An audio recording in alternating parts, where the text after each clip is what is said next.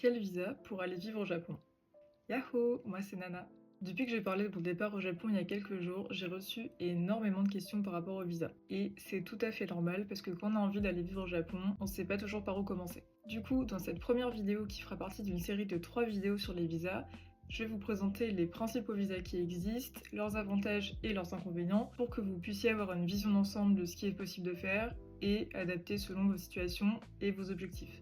Je fais un petit disclaimer avant de commencer la vidéo. J'ai volontairement choisi de simplifier les informations, donc évidemment n'hésitez pas à compléter en commentaire ou à partager votre expérience. Et bien évidemment, la meilleure source d'information, ça reste le site de l'ambassade du Japon. Le premier visa, et souvent le plus connu, c'est le visa étudiant. C'est un visa qui est super parce qu'il permet d'aller étudier pendant plusieurs mois, voire plusieurs années, soit dans une école de langue, soit dans une université.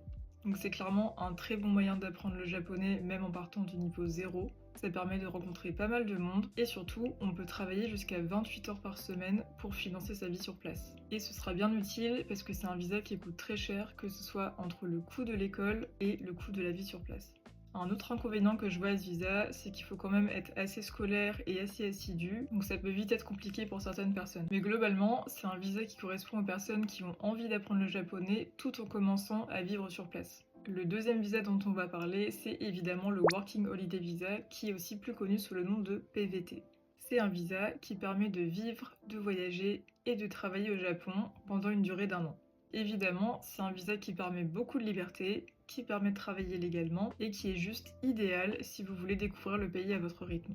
Le seul problème, c'est que c'est un visa avec une durée limitée d'1 an, qui est non renouvelable et qui demande pas mal de conditions pour l'obtenir. Il y a énormément de choses à dire par rapport à ce visa, mais je rentre pas dans les détails ici, j'en parlerai dans une prochaine vidéo. Et enfin, le troisième visa le plus courant, c'est le visa travail, qui, comme son nom l'indique, consiste à travailler au Japon dans une entreprise.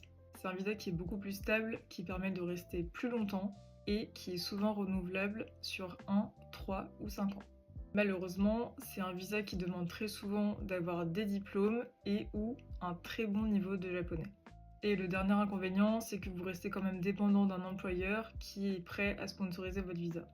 C'est un visa qui est souvent plus compliqué à obtenir quand on n'est pas sur place, mais je sais que c'est tout à fait possible.